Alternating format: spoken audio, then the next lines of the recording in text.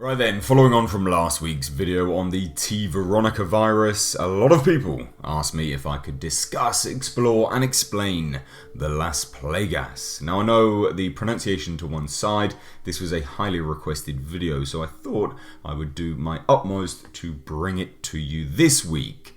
So what is it? Well, it is a breed of parasitic organism. It is unlike the T-virus, which specifically turns its victims into mindless zombies. The victims of Las Plagas become much stronger and highly resistant to pain while working collectively to pursue their targets. So they're not mindless, but they do lose the concept of higher reasoning, except in very specific subjects.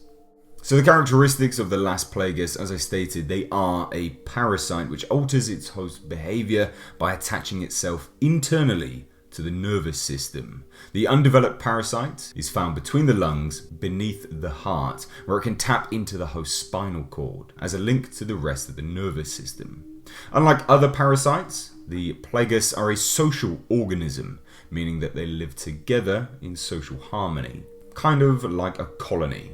It has been postulated that they have a collective intelligence akin to a hive mind, possibly communicating via ultra-high frequency sound waves. As a plaga grows inside a host, the host can suffer from a number of symptoms, such as coughing up blood, blood flowing from the eyes, convulsions, sudden unconsciousness, hallucinations, swelling and discoloration of blood vessels, and discoloration of the iris, usually to a reddish colour. The eyes of an infected person can be seen to glow in the dark. The parasite themselves are massively adaptable. They do not rely just on humans as hosts. They have infected wolves, amphibian creatures, and they have been able to undergo genetic experimentation where the parasites have been connected to human specimens. All of the members of the Los Illuminados, including Sadler himself, have plaga parasites implanted into their bodies. However, the one used by Sadler and his top underlings are superior to the regular plagas, allowing their host a greater amount of independence and thus retaining a lot of their own consciousness rather than the hive mind. Except for manifesting when sufficient trauma is induced on a host, plagas have no true mutagenic effect on their host bodies, other than the distinctive red irises. While the plaga infecting the Ganados and Colmilos can manifest and mutilate the body of the host, they do not actually induce any significant mutation or physiological change like Umbrella's viruses do. However, certain feats by enemies in the game, such as lifting Leon into the air with one hand, suggest that the parasites can increase their host strength. Outside of this attribute, hosts exhibit no outward sign of infestation besides the discolored irises, which make the plaga such a dangerous threat, as they are much more subtle and invasive than the Umbrella's myriad of viruses. The plaga parasite does not stop their hosts from feeling pain, however, unlike the T-virus zombies, since the hosts have still retained their nervous system. Rather, they give their host better resilience against bullet wounds. Also of note, according to Sadler, the subject's mindset does seem to be important when choosing a host. The plaga itself reflects the conscience of the host, suggesting that a plaga control over the host can be resisted, even overcome entirely. This seems to be a reference to Serra, who was a host himself before managing to remove his plaga. This might also explain the need to kill those who refused the plaga, as they were obviously judged to be incompatible. It also seems to be a literal description as well, at least in the case of the control plaga, as Krauser, who preferred close combat, developed a bladed arm to suit his needs.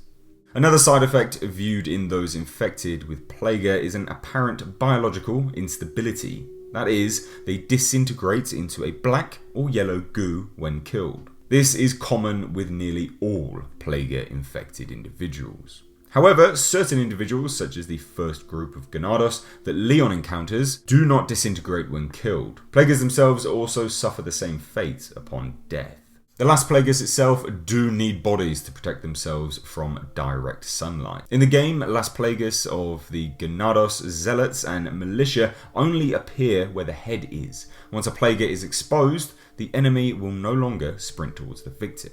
As mentioned, the Plagas is not specific to humans, and as such, there are a myriad of different forms. Without going into too much detail, there are at least over 10 different Plagas encountered within the universe. If a person has become the host of a parasite, the parasite's growth can be suppressed by taking medication. However, once the Plagas has hatched, then the only way to terminate the parasite without killing the host is for them to undergo a special kind of radiation treatment, similar to cancer.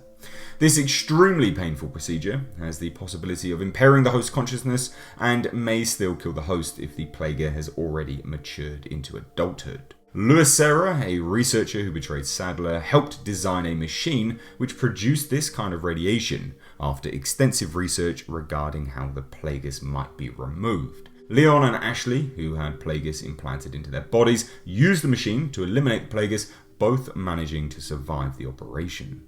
Las plagas are also very vulnerable to bright light. They will only emerge from their hosts at night, except in the mercenaries, and can be instantly killed by throwing a flash grenade at them. However, this is not the same for the spider plagas that are attached to a host. With these, a flash grenade will dislodge them from their host while it takes a second to kill them. Also, there is an extremely rare weapon called the Plaga Removal Laser, which can instantly kill any enemy infected with the Las Plagas. It is presumably a weaponized version of the aforementioned machine. The kind of radiation the Plagas are weak to seems to be UV light, since most lights used to destroy it are coloured blue and purple, which means that it emits enough UV light. The sun emits UV light, but most of it is stopped by the ozone layer, and as such, the Plagas are extremely weak to it. The other way to explain their photosensitivity is that they may react to a certain level of candela, meaning that the brighter something is, the stronger it is against the plagas. In spite of the chance for the host to die if the mature plaga inside them is removed or killed, it is not impossible for them to survive if the said plaga is destroyed. However, this could leave them in a paralyzed state due to the damage that the plaga has done to their nervous system. The known example for this would be Buddy, a member of the rebel force that was involved in the Eastern Slavic Civil War. Interestingly enough, the Las Plagas were first discovered by a religious cult in Europe known as the Los Iluminados, or the Enlightened Ones. They discovered this in an unknown rural region of Spain. The cult used the Plagas as a means of recruiting new members. However, the first Castellan of the Salazar family opposed the cult and sealed off access to the parasites in his castle. Centuries later, Raymond Salazar, the 8th Salazar Castellan, was convinced by Osman Sadler, the new leader of Los Iluminados, to join Los Iluminados and open the seal that concealed the Plagas. The two hired the local villagers as miners to extract the parasites, and due to the years of confinement, the Plagas parasites seemed dead. However, some were later found fossilized in the rocks below Salazar's castle. Despite this, the Plagas were in fact still alive at a microscopic level in spores within those fossils. The miners that were excavating the site accidentally inhaled the spores, which after many years gave birth to the parasites within their bodies, and since then Sadler was able to recreate the parasites in their full form, injecting them in egg form into potential hosts.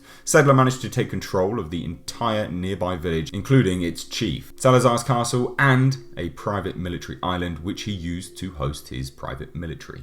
They were all injected with Las Plagas, and only Sadler and his top underlings wielded the dominant species of Plaga or control Plaga to gain more independence and command over the regular infected ganado. So guys, what do you think of the Las Plagas? To me, they are genuinely an interesting addition to the Resident Evil franchise.